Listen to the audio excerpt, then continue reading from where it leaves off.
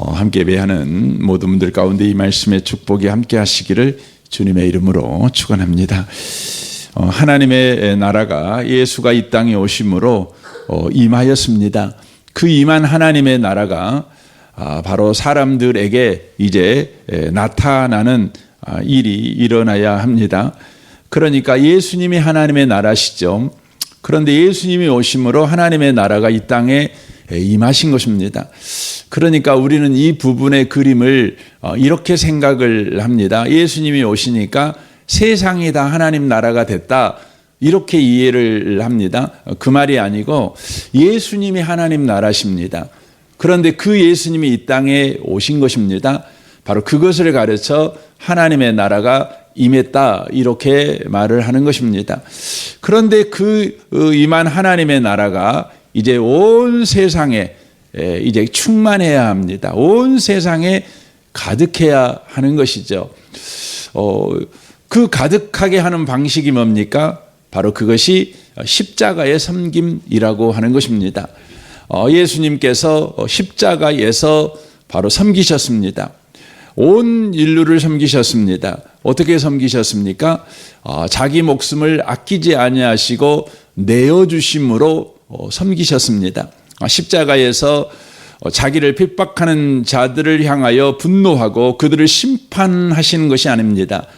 바로 그들을 구원하기 위해서 그들을 대신하여 십자가의 대속제물로 죽는 바로 섬김을 하신 것입니다.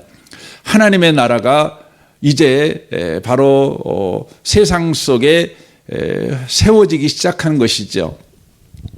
흘러가기 시작한 거죠.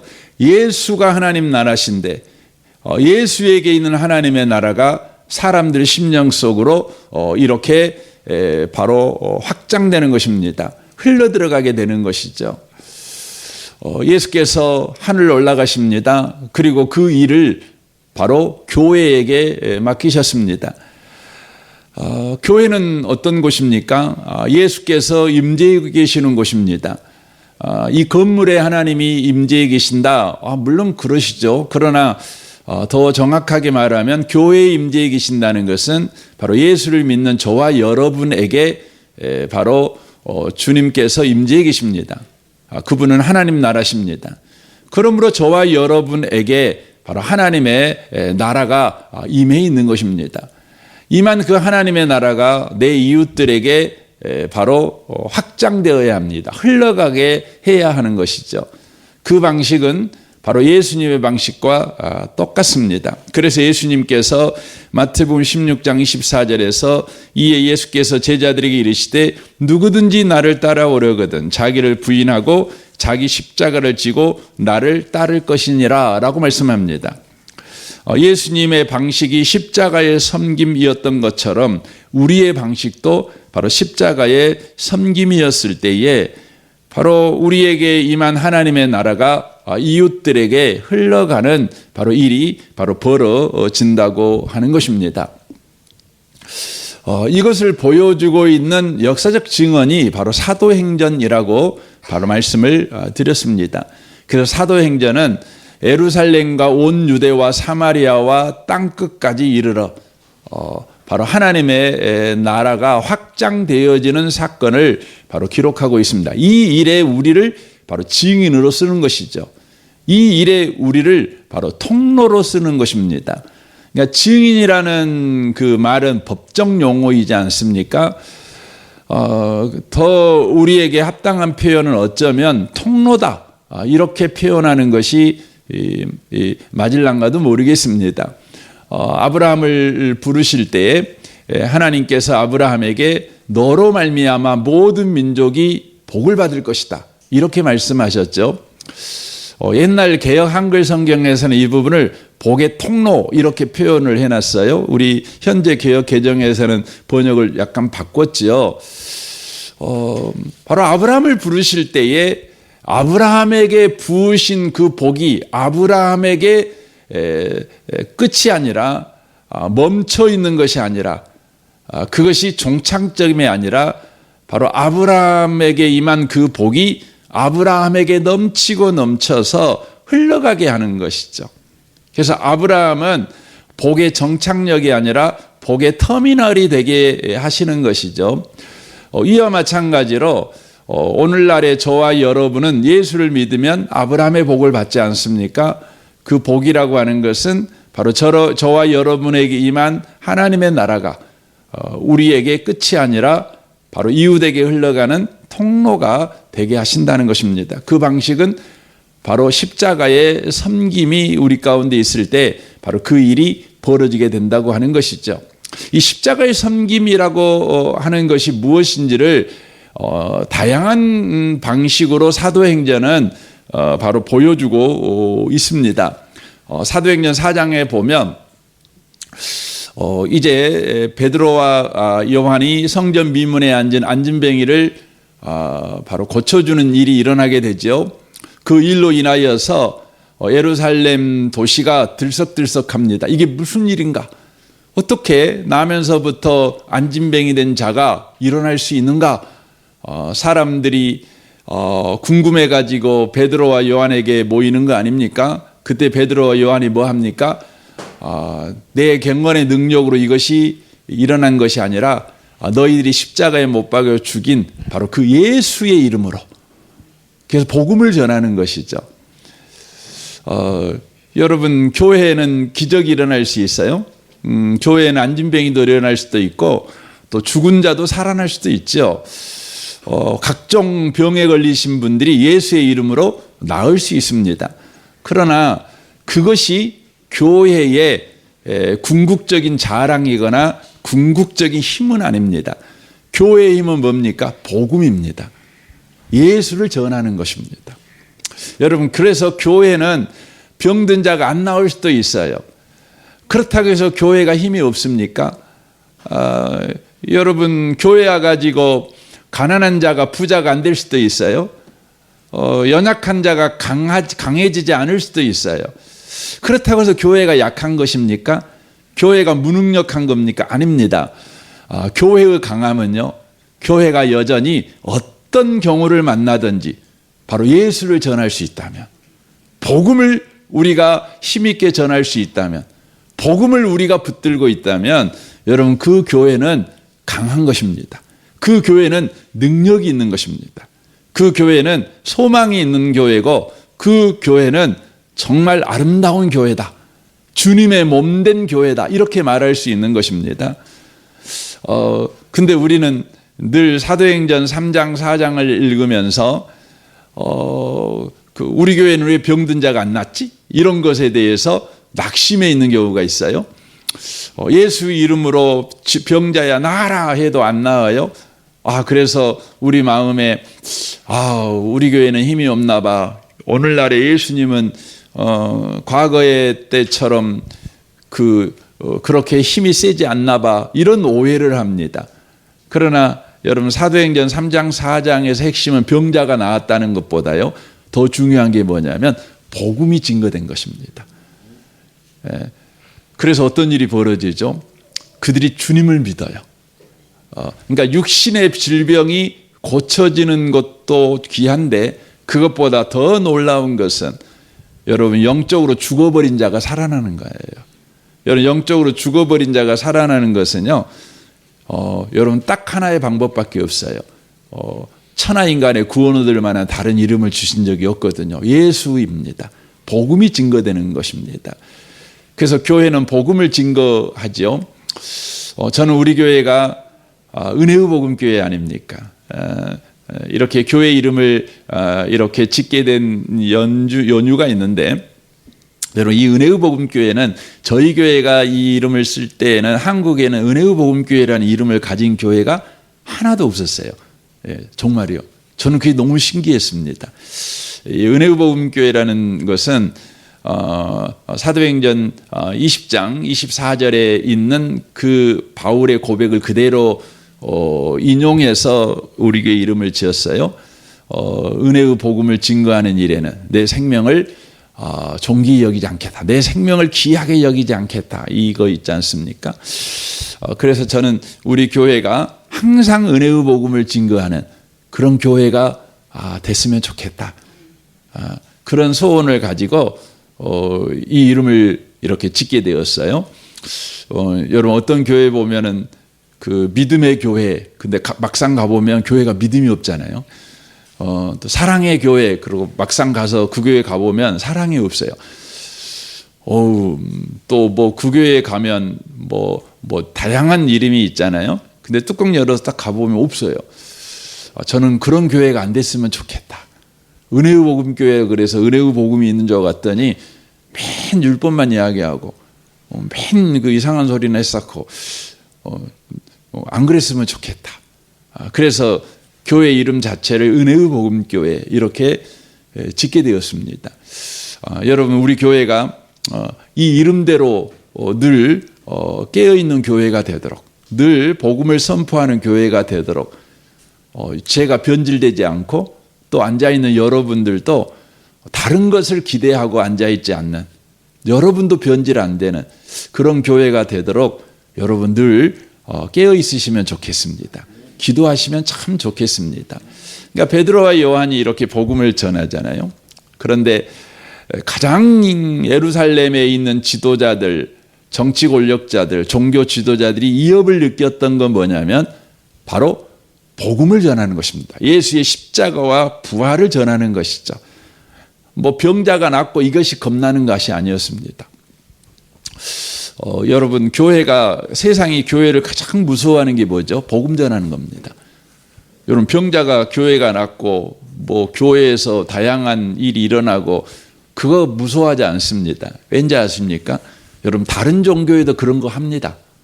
여러분 불교 다녀가지고 병자 나왔다는 이야기 여러분 들어보셨어요? 많이 들었을 겁니다. 뭐 애 못난 사람도 애 낳았다 이런 이야기도 많이 들었을 것입니다. 그러나 여러분 영생 얻었다, 구원을 받았다, 하나님의 백성이 되었다, 뭐 하나님의 자녀가 되었다, 하나님이 우리 인생의 목자가 되셨다, 하나님이 우리의 바위가 되어주시고 산성이 되어주시고 이런 신분의 변화가 우리에게 일어났다. 여러분 그런 이야기를 다른 종교에서 들어보셨어요? 그런 거 없습니다. 그런 거 없습니다. 여러분 불교는 결국 뭐예요? 불교는 구원이 없어요. 여러분 불교는 구원이 없는데 불교에 있는 것은 궁극적으로 뭐예요? 뭐냐면 깨달음을 얻으려고 하는 것인데 그 깨달음이라고 하는 것이 대체 뭔지 이 부분에 대해서 명확하지 않아요. 그래서 우리나라의 최고의 스님이라고 하는 성철 스님이 죽을 때에 뭐하고 죽었냐면 내가 정말 나쁜 짓 하고 죽었다. 그래서 나는 지옥에 떨어진다. 뭐 이렇게 말하고 죽었다고요.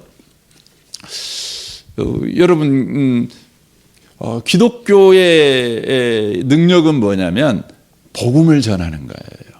그러니까 교회를 가장 무서워하는 건 뭐냐면 교회가 복음을 전하는 교회예요. 교회가 뭐 사회사업도 잘하고 복지도 잘하고 뭐 교회가 뭐 학교 사업도 잘하고 다 잘하는 거예요. 여러분 세상은요 그냥 크게 관여하지 않아요. 그러나 교회가 복음을 전해요. 복음을 전해요. 그럼 세상이 무서워하는 겁니다. 못하게 하잖아요. 그러니까 베드로와 요한을 위협하지요. 너 다시는 예수 이름 증거하지 마. 이렇게 하는 거죠. 그래서 교회 와가지고 성도들한테 이야기를 하는 거죠. 그랬더니 성도들이 뭐예요? 그 말을 듣고요. 아이고 무서워라. 우리 지죽듯이 조용하게 우리 예배 드립시다. 우리가 없는 사람처럼 그렇게 생활합시다. 그랬습니까? 아니에요. 그들은 그런 위협한다는 말을 듣고요. 기도하기 시작합니다. 근데 그 기도의 내용이 뭡니까? 우리를 위협하는 자들을 다 물리쳐 주십시오. 우리가 편안하게 예배드릴 수 있는 환경을 주시고 마음껏 찬양할 수 있는 날을 우리에게 허락해 주십시오. 이런 거 구하지 않았습니다. 뭘 구하는 것이죠? 하나님 우리에게 하나님의 은혜를 주십시오. 능력을 주십시오. 그래서 이 위협에 우리가 숨어 들어가지 아니하고 여전하게 복음으로 세상을 섬기게 해주십시오. 십자가로 세상을 섬기게 해주십시오. 섬기는 인생을 살아가게 해주십시오. 그렇게 기도합니다. 그래서 여기에 그렇게 말하잖아요. 또 종들로 하여금 담대히 하나님의 말씀을 전하게 하여 주시오며 손을 내밀어 병을 낫게 하옵시고 표적과 기사가 거룩한 종 예수의 이름으로 이루어지게 하옵소서라고 말합니다. 여러분, 우리가요, 누군가가 우리를 해코지하고 우리를 힘들게 해요. 그럼 우리가 어떤 기도를 하겠어요? 주님, 저에게 힘을 주십시오. 내가 오늘 한 대 맞았는데 가서 2대 때릴 수 있는 힘을 주십시오. 우리 그런 기도를 할 수밖에 없어요. 세상에서는 고급지게 이런 표현을 씁니다. 성공이 최고의 복수다. 뭐 그러잖아요. 그래서 주님, 내가 저놈보다는 10배는 성공하게 해 주십시오. 그래서 저놈 코를 납작하게 만들게 해 주십시오. 그날이 빨리 오게 해 주십시오. 우리는 그렇게 기도하죠. 우리는 그렇게 기도합니다. 어찌든지 뭐 복수하겠다는 거 아닙니까? 뭐 말로는 내가 더 성공하겠다 그러지만 어쨌든 그 중심은 뭐냐면 그 사람을 거꾸러뜨려 버리겠다는 거죠. 그런데 이들은 뭐라고 기도해? 주님, 핍박하는 저들이 병이 들어있다면 저들을 건강하게 해줄 수 있는 주의 능력을 주십시오. 여러분, 우리 핍박하는 사람을 건강하게 만들면 어떻게 해요? 더 핍박하겠죠. 여러분, 사람은 고쳐 쓰는 게 아니에요. 사람은 안 고쳐져. 여러분 다 알잖아요. 안 고쳐져요, 사람은. 그러니까 나를 핍박한 사람을요, 여러분이 잘하면 그 사람이 감동감화 받아갖고 여러분의 친구가 될 것 같습니까? 그런 일 없어요. 그러니까 여러분을 핍박한 사람은 어떻게 보면 빨리 돌아가시는 게 좋아요. 그러니까 세상에 그런 말 하잖아요. 무등산 호랑이는 뭐 한지 몰라. 저놈 안 잡아먹고 뭐 이런 거 하잖아요. 우리 고사 지낸다고 그러잖아요. 근데 여러분, 하나님의 사람들은 어떻게 해요? 주님, 나를 핍박하는 자들이 병이 들었을 때 가서 고쳐줄 수 있는 은혜를 주십시오. 고쳐주면 더 핍박이 심하지 않겠어요? 그러나 주님, 우리가 하고자 하는 것은 바로 십자가의 섬김을 하기를 원합니다. 섬겨주기를 원합니다. 여전히 그들을 축복하기를 원합니다. 그들을 위로하기를 원합니다. 그들에게 소망을 주기를 원합니다. 그 무엇보다 저들이 예수 믿었으면 좋겠습니다. 저들이 천국 갔으면 좋겠습니다. 이제 그런 거지요. 이 섬김을 하는 것이죠. 그랬을 때 하나님께서 그들에게 응답을 주지 않습니까? 빌기를 다음에 모인 곳이 다 진동하더니 무리가 다 성령이 충만해 담대히 하나님의 말씀을 전하니라, 이렇게 되어 있습니다.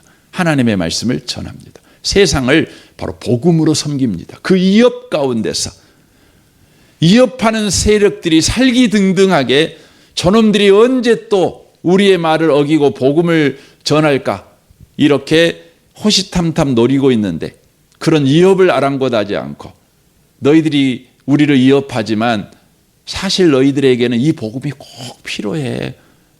너희들이 복음 전한다고 내 뺨을 때리지만 너희들한테는 이 복음이 필요해. 그러니까 나는 너희들이 내 뺨을 때려도 나는 너희들한테 복음으로 너희들을 섬기고 싶어. 이제 그러는 거죠. 그래서 그렇게 한 것입니다.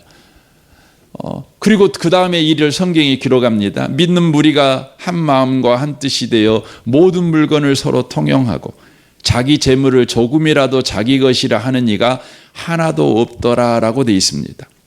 세상은 변하지 않았어요. 환경은 변하지 않았어요.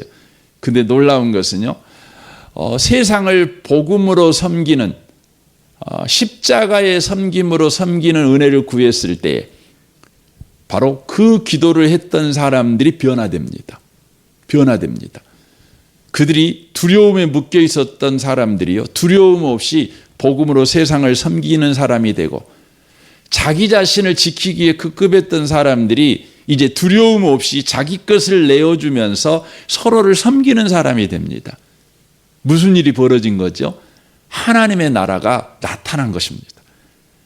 그들의 심령에 있는 하나님의 나라가 너와 나 사이에 바로 건설된 것입니다. 세워진 것입니다. 참 놀랍잖아요. 너와 나 사이에요, 우리 부부들이 표현하면 저 바다가 낀 것이 아니라 너와 나 사이에 천국이 건설된 거예요. 천국이. 십자가의 섬김을 할 때요, 천국이 건설된 거죠. 천국이 나타난 겁니다. 여러분, 천국은요, 더 좋은 집을 지어야 천국이 나타나는 것도 아니고, 더 화려한 옷을 입고 더 맛난 음식을 먹어야 천국이 되는 것이 아니라, 십자가의 섬김을 하는 사람이 있을 때 바로 그곳에 천국이 이루어지는 겁니다. 모든 전쟁은 멈추고 바로 그곳에 평화의 나라가 이루어지는 것입니다. 서로가 서로를 바로 섬기는 바로 일이 일어나는 것이죠. 이것은 그냥 갑자기 역사 속에 일어나는 사건이 아니에요. 하나님께서 이 사도행전을 기점으로 보면 약 700년 전에 이사야에게 하나님께서 약속하셨던 계시였습니다. 그 약속이 바로 700년 후에 바로 사도행전 4장에서 그대로 이루어진 것입니다. 무슨 약속을 하셨습니까? 사도행전 11장 6절에 보면 그때에, 그래서 그때는 바로 예수님이 이 땅에 오시고 난 그 이유를 이야기합니다. 그때의 이리가 어린 양과 함께 살며 표범이 어린 염소와 함께 누우며 송아지와 어린 사자와 살찐 짐승이 함께 있어 어린 아이에게 끌리며 암소와 곰이 함께 먹으며 그것들의 새끼가 함께 엎드리며 사자가 소처럼 풀을 먹을 것이며 젖먹는 어린 아이가 독사의 구멍에서 장난하며 젖된 어린 아이가 독사의 굴에 손을 넣을 것이다. 이렇게 되어 있습니다. 그러니까 해함이 없는 세상, 서로를 공격하고 서로를 잡아먹어야 내가 사는, 그리고 먹히지 않기 위해서 도망가야 되는 그런 세상이 아니라 서로가 서로를 섬기는, 서로가 서로를 즐거워하는, 서로가 서로를 기뻐하는 그런 관계의 세상이 되어버린 것이죠. 여러분, 사자하고 여러분 소하고 서로 만나면 안녕 이렇게 인사하는 세상이 있겠어요? 없죠. 아침에 일어나 가지고 여러분, 그 사자가 어슬렁어슬렁 소 옆에 걸어가면 소들이 어떻게 해요? 긴장하면서 슬슬 도망가기 시작해요. 도망가기 시작하는 거죠. 그래서 사자는 어떻게 해요? 소 옆으로 어슬렁어슬렁 절대 안 나타납니다. 어떻게 나타나요?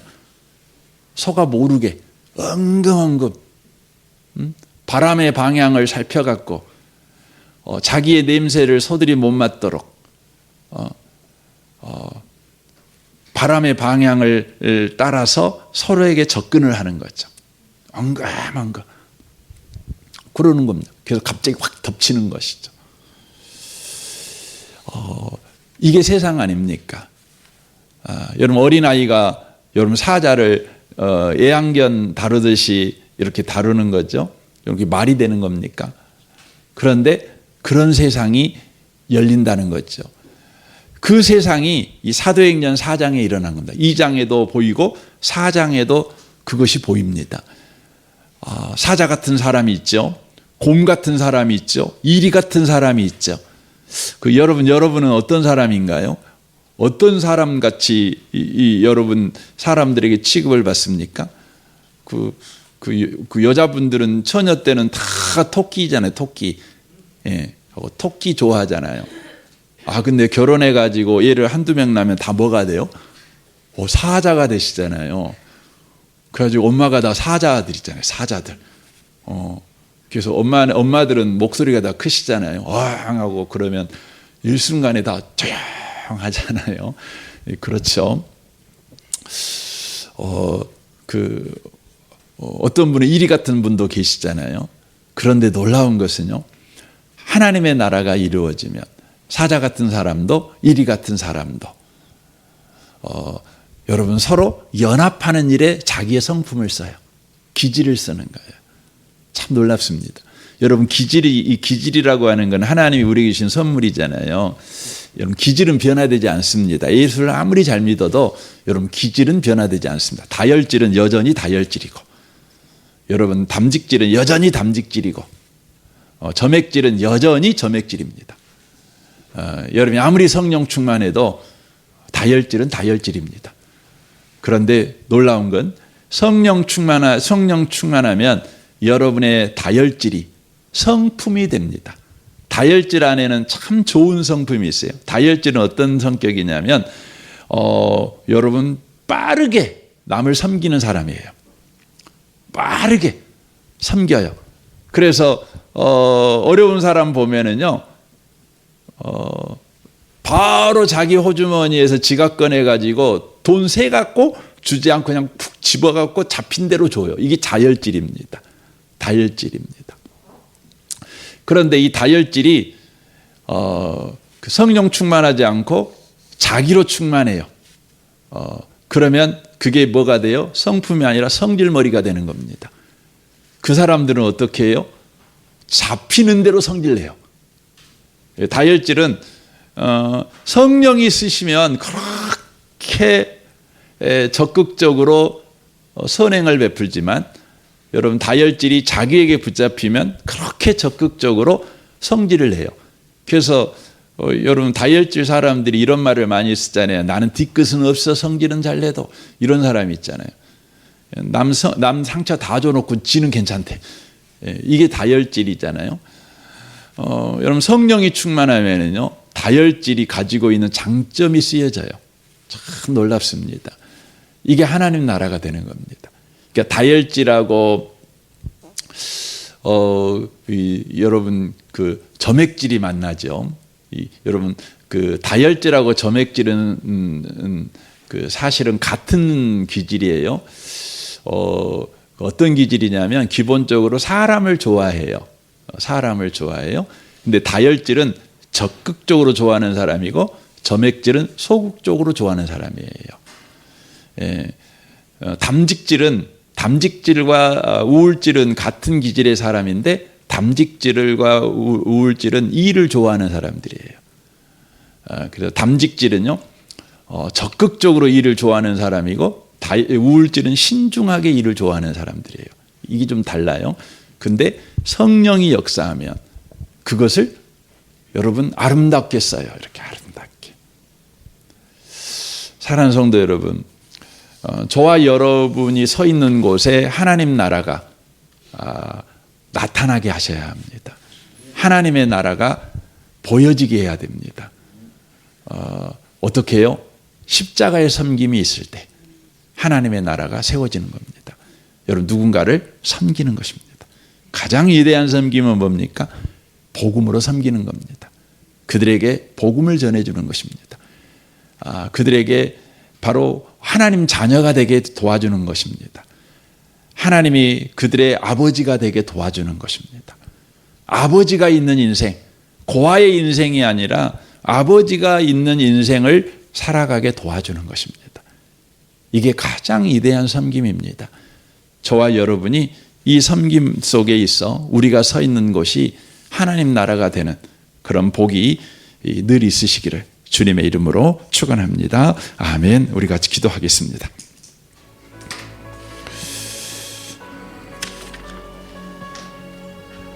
오늘 말씀을 우리 생각하면서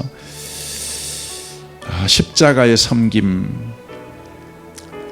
어떤 환난과 고난 속에서도 어떤 일 속에서도 그렇게 살아가는 우리가 되게 해 주옵소서. 여러분 자신과 가정생활과 직장생활을 위해 또 신앙생활을 위해서 또 성도와의 관계, 또 부모관계, 자녀관계, 또 부부관계, 또 모든 사람들과의 관계를 위해서도 여러분 기도하십시오. 우리 미래세대 겨울 캠프를 위해서 특별히 기도해 주십시오. 내일 오후 예배 때는 우리 미래세대 여름 겨울 캠프에 관한 메시지와 설명회를 같이 하려고 합니다. 이를 위해서 기도해 주시면 좋겠습니다. 내일은 주일입니다. 또 오늘 오후 저녁부터 많은 눈이 온다는 예보가 되어 있는데 눈 속에서도 우리가 참으로 은혜로운 예배 드리게 하시고 하나님의 압도적인 임재를 경험하는 예배 경험이 되게 하옵소서. 또 우리 성도들 또 눈길에 오는데 특별히 지켜주시고 또 안전하게 예배 가운데 오고 가고 할 수 있도록 여러분 기도해 주시면 좋겠습니다. 이 나라를 위해서, 이 민족을 위해서, 북한과 열방을 위해서도 여러분 기도해 주십시오. 우리 좋으신 주님께 통성으로 구하겠습니다. 기도하겠습니다.